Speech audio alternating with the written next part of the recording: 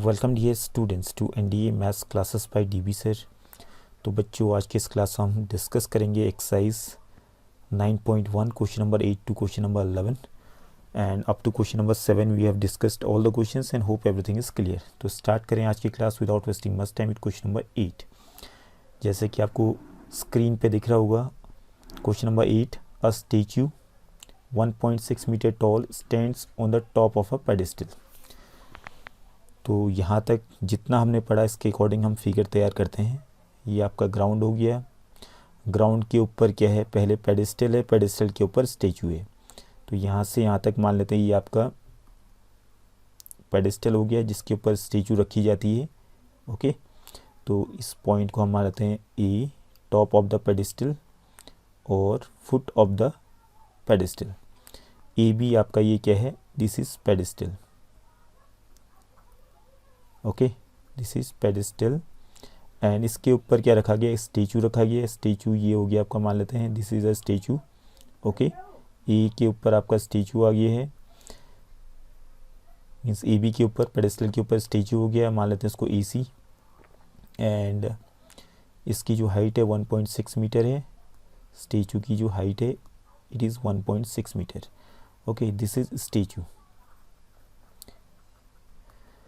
From a point on the ground, the angle of elevation of the top of the statue is 60 degree.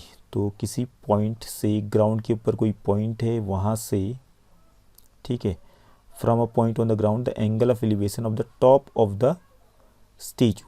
Top of the statue कहाँ पे, सी पे है।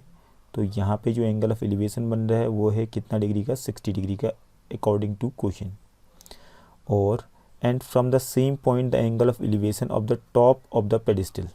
तो pedestal का top कहाँ पे है, पेडेस्टल का टॉप है ए पॉइंट पे। पेडेस्टल ए बी था तो ए बी का जो टॉप हो गया ए हो गया। तो यहाँ उसी पॉइंट से, जो पॉइंट हम यहाँ पे इस पॉइंट को डी मान लेते हैं, उसी पॉइंट डी से एंगल ऑफ एलिवेशन बन रहा है ए का, ए पॉइंट का टॉप ऑफ द पेडेस्टल का, वो कितना degree, this is 45 degree. Okay, hope this is clear. तो यहाँ पे क्या निकाला हमने, find the height of the pedestal. तो पेडेस्टल की हाइट यानी कि हमने ए बी निकालना है इस फिगर में। ए बी हमने फाइंड करना है। तो इसके लिए फिर आपको दो राइट एंगल ट्रायंगल दिख ही रहे होंगे, ए बी डी और सी बी डी। दो राइट एंगल ट्रायंगल आपके सामने में, ए बी डी और सी बी डी। दो ट्रायंगल में कॉमन क्या है, आप देखिए, कॉमन दोनों ट्रायंगल में बी डी है। ओके, तो बी डी तो हम लेंगे ही लेंगे और साथ में जो चीज़ें आपकी निकालनी है या जो चीज़ गिवन है उसका हम यूज़ करेंगे। तो यहाँ पर हम सीधे पहले ट्राइंगल ए बी डी में जाइए, वहाँ पे लगा दो in triangle A B D. Triangle A B D में 10 लगा देंगे क्योंकि ए बी हमने निकालना है और बी डी कॉमन था, वो हमें लेने ही लेना है। तो 10 of 45 degree is equal to A B upon B D. Okay, A B हमें मालूम नहीं है, ना ही बी डी मालूम है, कोई बात नहीं। 10 ऑफ 45 डिग्री 1, क्योंकि एक इक्वेशन और बनने हैं। तो ए बी को ए बी रहने देते हैं, बी डी को बी डी रहने देते हैं। बी डी को मल्टीप्लाई में लाइए, B D into 1 B D is equal to A B. ये बन गया आपका इक्वेशन नंबर 1। ओके, अब दूसरे ट्राइंगल में चलते हैं। In triangle C B D triangle C B D में गए, यहाँ पे हमने 60 डिग्री का एंगल है तो 10 of 60 degree is equal to perpendicular आपका बी सी है। Okay, upon base B D हो गया। 10 ऑफ 60 डिग्री कितना होता है, √3। और बी सी को तोड़ के लिखिए, बी सी जो है किस किस से बना है, फिगर को देखिए, फिगर को देखने पर आपको क्लियर हो जाएगा। बी सी बना है ए सी और ए बी से, तो ए सी प्लस ए बी हम यहाँ पे लिख सकते हैं अपॉन बी डी हमें मालूम नहीं है। तो क्रॉस मल्टीप्लाई कीजिए, यहाँ पे बी डी को यहाँ मल्टीप्लाई में लाइए, तो B D √3 is equal to A C plus A B. इसके बाद फर्दर सॉल्व करेंगे तो हमारा B D is equal to कितना आ जाएगा, B D will be equal to A C plus A B √3 upon में आ जाएगा। ये बन गया इक्वेशन नंबर 2। अब देखिए इक्वेशन 1 और इक्वेशन 2 में आप देखिए बी डी दोनों में, B D is equal to A B D is equal to ये। तो यहाँ से आप फ्रॉम इक्वेशन 1 एंड 2 डायरेक्टली लिख सकते हैं, फ्रॉम इक्वेशन 1 एंड 2। ओके, अब देखिए हालांकि आप यहाँ पे इक्वेशन 2 ना बना करके आप इक्वेशन 1 से डायरेक्टली वैल्यू पुट अप कर सकते हैं बी डी की जगह पे ए बी, तब भी आपका सॉल्व हो जाता है। बट मैं एक ही तरीके से आपको बता रहा हूँ ताकि आपका जो कॉमन है, कॉमन के अकॉर्डिंग दो इक्वेशन बना दो, उसको दोनों को सॉल्व कर दो, आपको ज़्यादा सोचने की ज़रूरत नहीं पड़ेगी। ओके, तो बी डी और बी डी दोनों में आ चुके हैं। तो from equation 1 and 2 A C plus A B, A C plus A B, A C plus A B upon √3 is equal to A B. ठीक है, अब यहाँ फर्दर सॉल्व करना है तो ए सी हमें मालूम ही है, ए सी था 1.6 मीटर, प्लस ए बी हमें मालूम नहीं है, अपॉन में √3 है, is equal to A B. Okay, अब यहाँ √3 को मल्टीप्लाई में ले जाना पड़ेगा इस तरफ, तभी जाके ये सॉल्व होगा। तो फर्दर सॉल्व करेंगे तो what will get 1.6 plus A B is equal to A B √3। A B को उस तरफ भेजिए तो 1.6 is equal to A B √3 minus A B. A B common लेंगे हम यहाँ पे, A B √3 minus 1.6। Further solve करेंगे यहाँ पे तो 1.6 के अपॉन में पूरा का पूरा ब्रैकेट ये आ जाएगा √3 माइनस 1 वाला, √3 माइनस 1 अपॉन में आ गया पूरा का पूरा, is equal to A B. अब इसके बाद तो आपको आइडिया होना चाहिए आपके इसके बाद करना क्या है। इसके बाद आपको सीधे रेशनलाइज करना पड़ेगा। ओके, रेशनलाइज कीजिए इसको डिनोमिनेटर को, तब जाके ये पूरा सॉल्व होगा।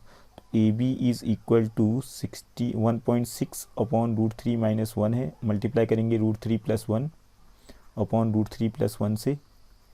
ठीक है, तो यहाँ से कितना आ जाएगा, ए बी आपका आ जाएगा 1.6 √3 माइनस 1 अपॉन ए माइनस बी, ए प्लस बी, ए स्क्वायर माइनस बी स्क्वायर, तो √3 का स्क्वायर 3 हो गया, माइनस 1 का स्क्वायर 1 हो गया। तो कितना बच गया आपका, A B is equal to 1.6 times √3 minus 1 upon 3 minus 1 2, 2 से 1.6 को काट देंगे 0.8 आ गया।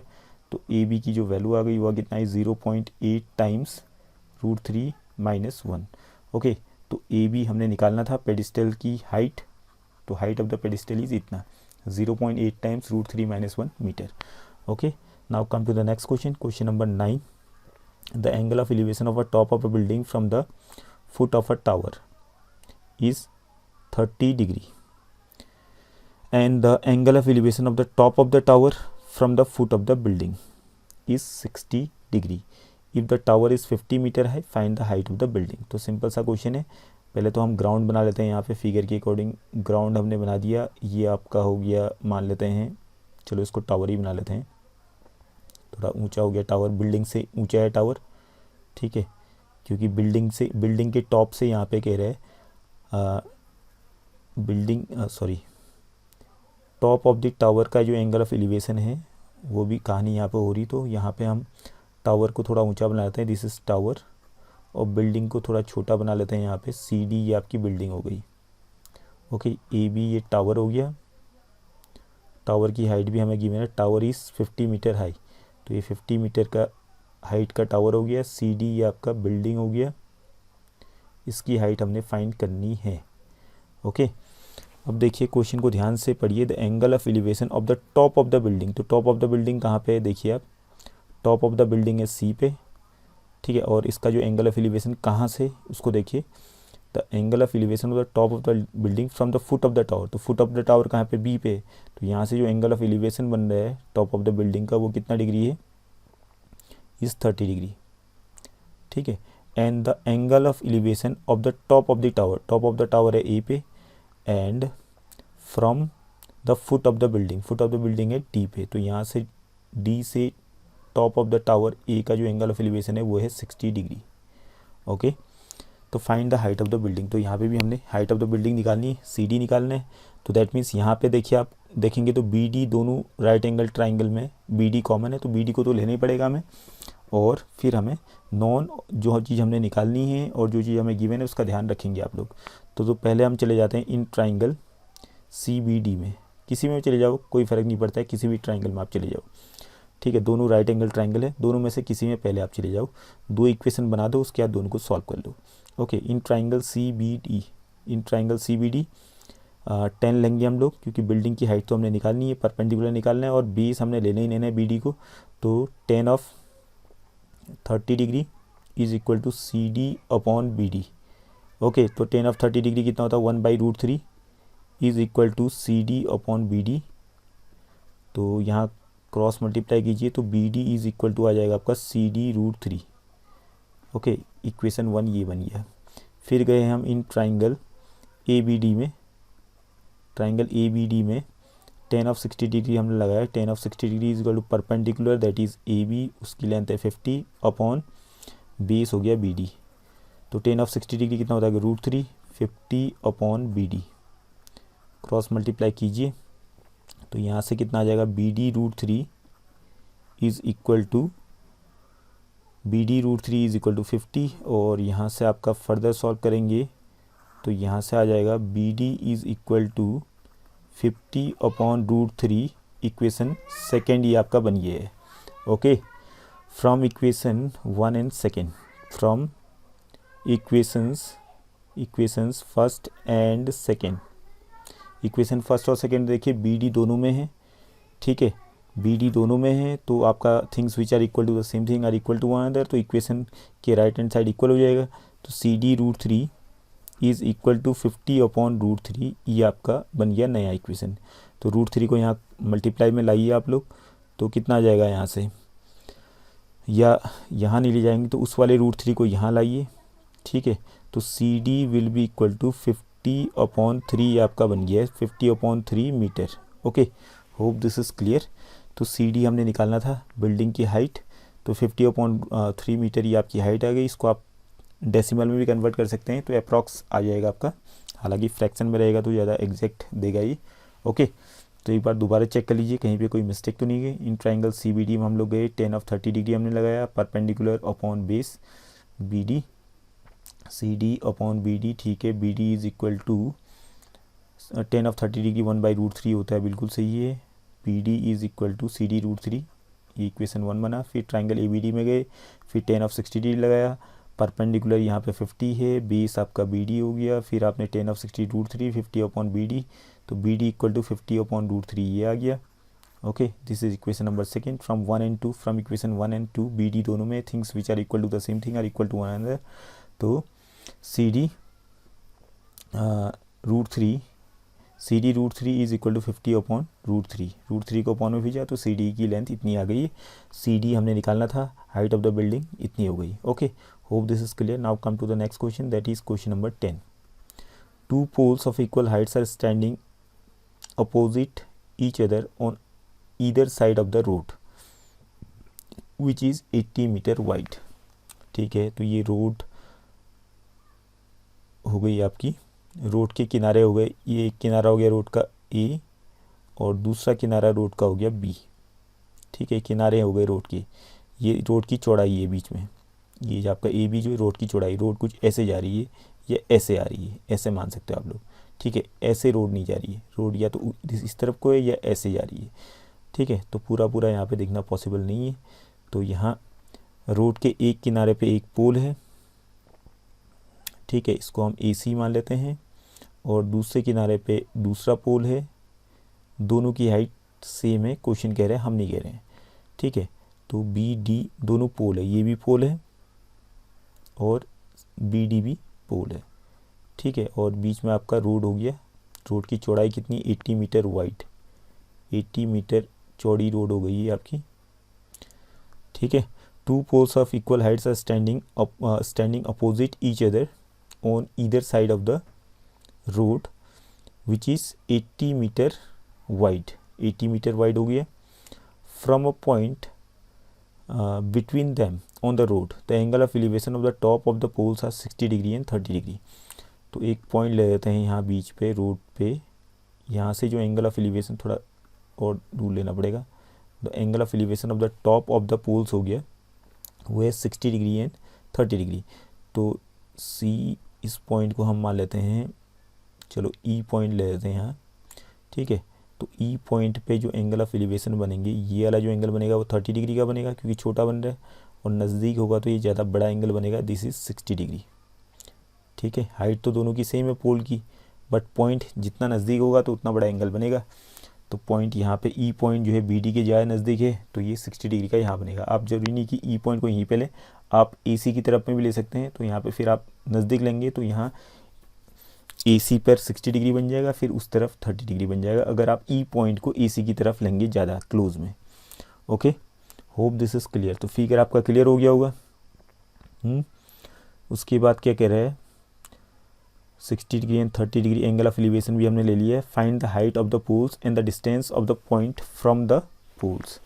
तो हाइट ऑफ द पोल तो हमने निकालना ही है, और distance of the poles from the point means point E जो है उस पॉइंट से पोल का डिस्टेंस निकालना है, यानी कि ए और बी दोनों निकालने हैं। ठीक है, तो यहाँ पे 80 को हम थोड़ा सा तोड़ेंगे यहाँ। ठीक है, 80 को थोड़ा सा तोड़ेंगे क्योंकि ए से लेके बी तक पूरा का पूरा 80 है। अगर मैं ए से लेके ई तक की लेंथ को x मानता हूँ, ठीक है, सपोज करो मैं ए से लेके ई तक की लेंथ, ए से लेकर के ई तक की लेंथ को x मानता हूँ, तो ई से लेके बी तक की लेंथ कितनी बची फिर? अब 80 में से इतना कम, x कम कर दो क्योंकि x तो कम हो ही गया है। 80 टोटल था तो 80 में से x कम हो गया, 80 माइनस x मीटर। ठीक है, यहाँ तक ये आपका ई बी की लेंथ हो गई। ठीक है, फिगर में आप देखिए ई से लेके बी तक की लेंथ 80 माइनस x मीटर हो जाएगी। तो यहाँ हम लिख सकते हैं यहाँ पे A E is equal to x metre let. Okay, और ई बी की लेंथ हो गई आपकी 80 माइनस x मीटर। अब दो राइट एंगल ट्राइंगल आपके सामने में, दो इक्वेशन आपके बनेंगे। अब देखिए दोनों में इंटरेस्टिंग चीज़ क्या है, दोनों में पोल की हाइट सेम है। दैट मीन्स यहाँ पे ए सी और बी डी इक्वल होंगे, ए सी और बी डी इक्वल होंगे अकॉर्डिंग टू क्वेश्चन। ओके, तो पहले हम किसी भी ट्राइंगल में चले जाओ। इन ट्राइंगल सी ए ई, इन ट्राइंगल सी ए में गए, 10 लगा दिया, tan of 30 degree is equal to A C upon A E. Okay, tan of 30 degree हो गया 1/√3। ए सी को ए सी रहने देते हैं, ए ई हमारा है x, तो ए सी इक्वल टू कितना आ गया, x को यहाँ मल्टीप्लाई कीजिए, x अपॉन √3। ये बन गया इक्वेशन नंबर फर्स्ट। अब चलते हैं दूसरे ट्राइंगल में। In triangle